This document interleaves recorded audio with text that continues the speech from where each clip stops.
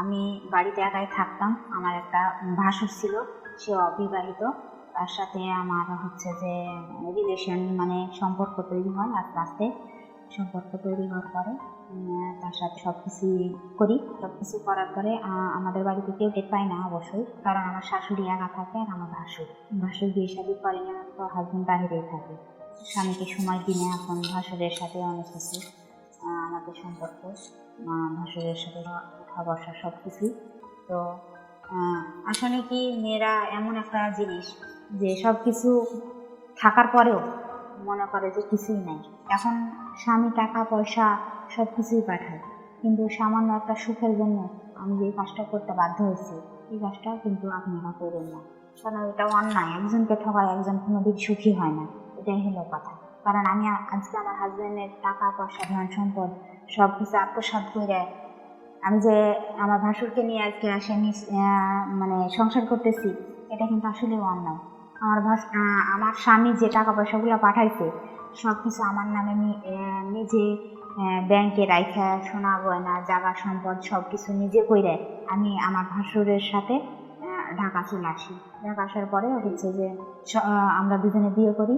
বিয়ে করার পরে আমরা সংসার করি। আসসালামু আলাইকুম, কেমন আছেন? আশা করি সবাই ভালো আছেন, আমিও ভালো আছি। আমার কিছু লাইফের কথা নিয়ে আপনাদের সামনে আসলাম। আমি একজন বিবাহিত মেয়ে, আমার দুটো বাচ্চা আছে। আমার হাজবেন্ড বাইরে থাকে, বাইরে সে ভালো টাকা ইনকাম করে। আমাকে সে সব টাকা পয়সা দেয়, সোনা গয়না সব কিছুই দেয়। ব্যাংক ব্যালেন্সে টাকা পয়সা আমাদের অনেক কিছু আছে। আমার অ্যাকাউন্টে সব টাকা পয়সা পাঠায়, আমরা সুখী দম্পতি। কিন্তু আসলে কি, আমি একটা মেয়ে মানুষ, সেজন্যই বলতেছি। আমাকে এত টাকা পয়সা সব কিছু দেয়, কিন্তু আসলে স্বামীর সুখটা পায় না দেখে আজ আমি এই পথে। তো কি বলবো বোন, আমার মতো কেউ এই ভুল কাজটা করো না। স্বামী বিদেশে থাকলে কি হয়েছে, স্বামীকে নিয়ে সুখে শান্তিতে থাকো, এটাই সবার কাছে দোয়া করব। কারণ আমার মতো ভুল যে করবে সে জীবনে মনে করো যে তার কিছুই নাই, সব কিছুই শেষ। তো আমি আমার কথা বলি, আমার হাজবেন্ড বিদেশ যাওয়ার পরে আমি বাড়িতে একাই থাকতাম। আমার একটা ভাসুর ছিল, সে অবিবাহিত।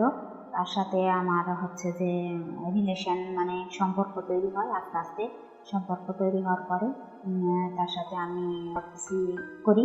সবকিছু করার পরে আমাদের বাড়িতে কেউ টের পায় না অবশ্যই, কারণ আমার শাশুড়ি একা থাকে আর আমার ভাসুর বিয়ে শাদী করেনি, আমার তো হাজবেন্ড বাহিরেই থাকে। স্বামীকে সময় দিনে এখন ভাসুরের সাথে অনেক কিছু আমাদের সম্পর্ক, ভাসুরের সাথে উঠা বসা সব কিছু। তো আসলে কি, মেয়েরা এমন একটা জিনিস যে সব কিছু থাকার পরেও মনে করে যে কিছুই নাই। এখন স্বামী টাকা পয়সা সব কিছুই পাঠায়, কিন্তু সামান্য একটা সুখের জন্য আমি যে কাজটা করতে বাধ্য হয়েছি, এই কাজটা কিন্তু আপনারা করবেন না, কারণ এটা অন্যায়। একজনকে ঠকায় একজন কোনোদিন সুখী হয় না, এটাই হলো কথা। কারণ আমি আজকে আমার হাজবেন্ডের টাকা পয়সা ধন সম্পদ সব কিছু আত্মসাৎ করে আমি যে আমার ভাসুরকে নিয়ে আজকে সংসার করতেছি, এটা কিন্তু আসলেও অন্যায়। আমার স্বামী যে টাকা পয়সাগুলো পাঠাইছে সব কিছু আমার নামে নিজে ব্যাংকে রাইখা সোনা গয়না জায়গা সম্পদ সব কিছু নিজে করে আমি আমার ভাসুরের সাথে ঢাকা চলে আসি। ঢাকা আসার পরে হচ্ছে যে আমরা দুজনে বিয়ে করি। বিয়ে করার পরে আমরা সংসার করি। সংসারের পরে আমার ভাসুর একটা কারখানাতে কাজ করে। যা টাকা পয়সা ছিল সবগুলা বসে বসে খাওয়া দাওয়া করে শেষ করে দিছে। শেষ করার পরে এখন হচ্ছে যে আমাকে অনেক চাপাধর করে, টাকা পয়সা সব শেষ। এখন আমাকে কাজে যাইতে বলে, আমি কাজে যাই না, তাই আমাকে অনেক টাকার করে। আমি সে কাজ সহ্য করতে না পারে আজ আমি চলে আসছি। আসে আমি নিজে একা থাকি। তো আমার মতো ভুল বোন কেউ করলো না জীবনে।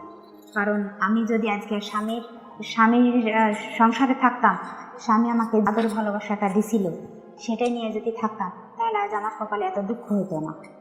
টাকা পয়সায় সুখ পাওয়া যায় না বোন, টাকা পয়সা নিয়ে কিছুই হয় না। কারণ সুখ হলো একটা মনের দিক দিয়ে।